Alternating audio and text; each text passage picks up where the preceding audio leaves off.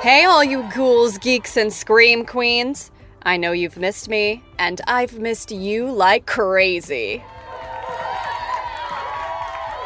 Okay, settle down. There's no new episode of Bloodlines tonight, but honestly, in my opinion, we all need a minute to process that brutal mid-season finale. This break is necessary for our recovery and mourning. But you know what? I think the only way to actually process our grief is as a group. That's what we're all here for, right, bloodsuckers? We're one big family, united by the trauma and pain of the Rainier line. Today, we celebrate the life of our beloved Callum Rainier, and we've got a number of special guests with us tonight to help numb the pain. Let's take a look at some of our favorite boy's best moments from the past 5 seasons and what he means to the cast and crew. Whew, Callum Rainier. What can I say about our boy? I mean, he's stolen the hearts of more than we can count. All of my opponents made promises to you, which is cool. It's awesome, actually, but we all know one terrible reality about being 15. We can't really change anything. In the grand scheme of life, the Baker High sophomore class is not going to make some massive, earth-shattering change. And if they are, it's not going to be your class president that does it. We have to answer to guys like our balding principal and our parents. Most of them aren't listening to us anyway. So why can't we have some fun while we're being ignored?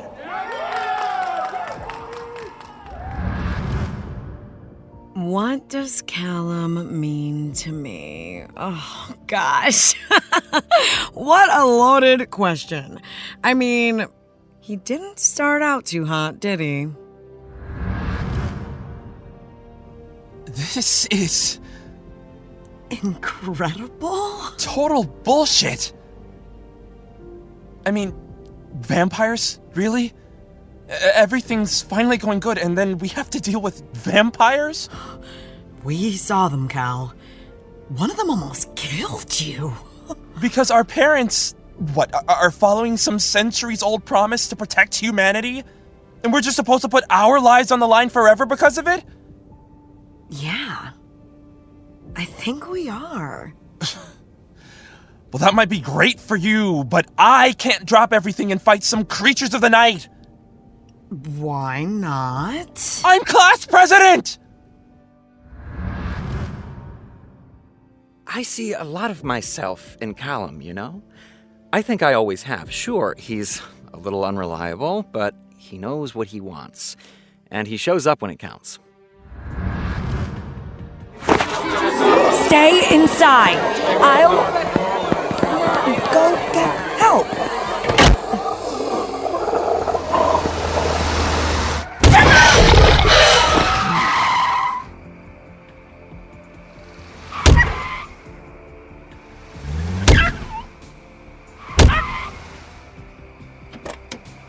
Insurance better cover that. I'm so tired of paying to have this car detailed. I thought you were on a date. Yeah, well, now I'm not. Got a steak to spare? I know people have a hard time understanding Callum. Like, you've got this big world you get to be a part of, and you don't want it. But I think people forget how much we've put that kid through.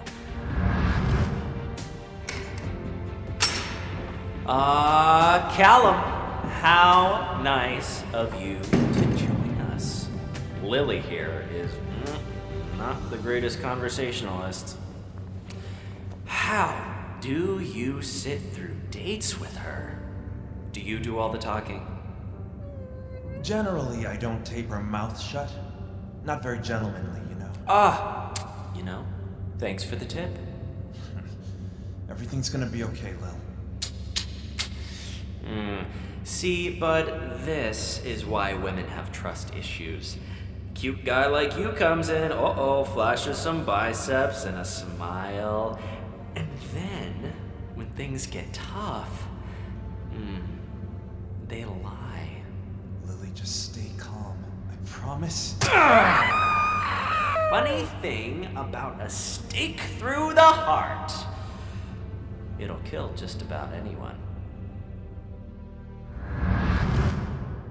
I think we've all gotten a chance to see ourselves in Callum at one moment or another. I know for me, it's been so different and fresh. We get to see so many characters that are meant to be strong by sticking through a painful situation, but Callum actually got a chance to run away. And sometimes that's the most natural response. Bex, I'm not going to Scotland to keep working for the Order. When I get to St. Andrews, I don't want to do this anymore. Want? We don't get a want in this. We have to do this. The world doesn't need us. It needs you. That's not true. Yes, it is, Bex. Sometimes when we're fighting, I look over at you and everything slows down. And I see you in this light, and it becomes so clear that this is your calling and that you are able to live up to it with such passion and grace. This is where you belong, Bex. You were born into your dream job, and you are so good at it. It's both terrifying and wonderful. And with me, I'm just there. Whether we're saving someone's life or taking out a nest or, I don't know, saving the world, I don't feel anything. Most of the time, I'm counting down to when we have to go back to school and put all of this on pause so we can blend in. And it feels like there was some glitch in the multiverse, and it was always supposed to be just you.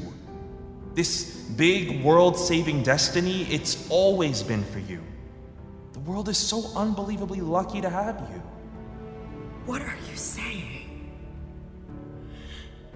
You know I can't do this without you. I think the scary thing is that you can, and that we both know it. Playing someone so strong, but also getting a chance to be so vulnerable with him, I mean, just the best. You know, he's not like other boys, you get me? There's something really different about Callum. We all think, if we were given the chance to have some insane, life-changing destiny thrust upon us, we'd grab life by the balls and turn into this badass overnight and wear our destiny like a perfect leather jacket. But I wanted to show how scary change can be. How putting an insane amount of responsibility on a teenage kid's shoulders might not be the best thing in the world.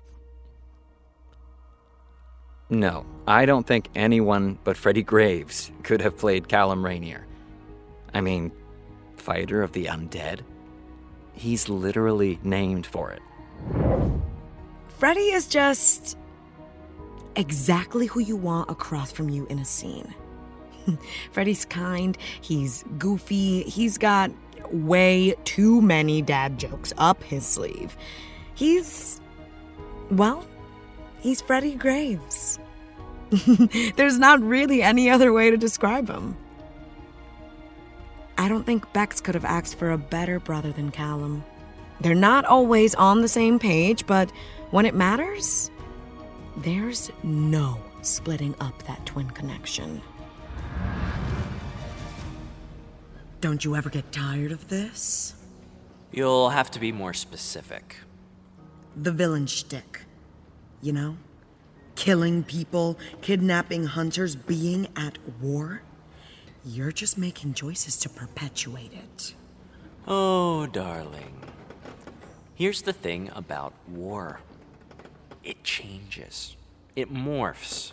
People give different reasons, and new generals come to the forefront, but the one thing it never does is stop. Luther?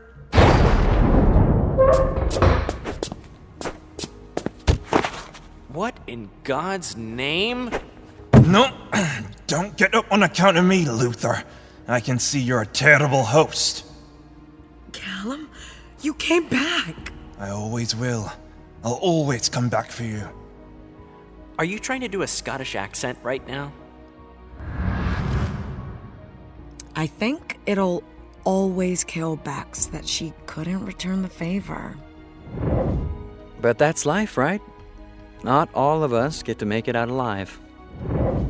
And I think, well, what's life without a little bit of pain? What's love if not something to lose? And what's loss if not a moment for growth? I read that somewhere, I think. Callum, that's you, right? Oh my God. Bex. All those people. I killed all those people? No, that wasn't you. Come on. Let me look in your eyes.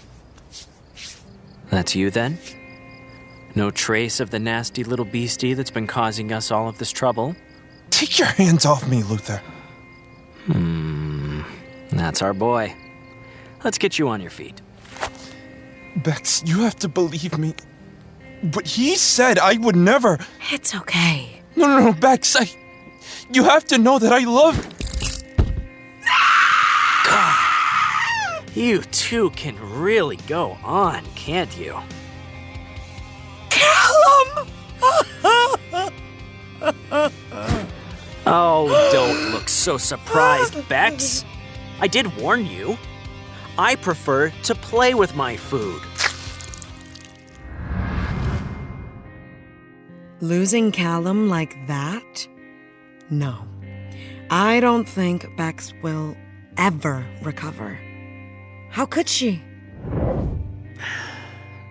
Some wounds are meant to define your life. How do you get out of that hole? Where do you find your strength? That's what's next for us. Getting Bex out of that hole. I don't know what I'll do after Bloodlines. Well, I do, actually, but it's very hush-hush exciting, you know? But what I mean is, my heart lives and dies with Callum Rainier, metaphysically. Huh? Yeah, metaphorically, right. I live and die with Callum metaphorically, you know? So, rest in peace, Callum Rainier. Sweet Prince of the Night, you beautiful Only the good die young. Powerful stuff. What a team, right? What a guy. Callum Rainier meant so much to all of us, behind the screen and to all of you in front of it. Rest in peace, Callum Rainier. You'll live on in our hearts. We're off until the mid-season premiere. We'll see you soon. And until then, stay scary, Bloodliners.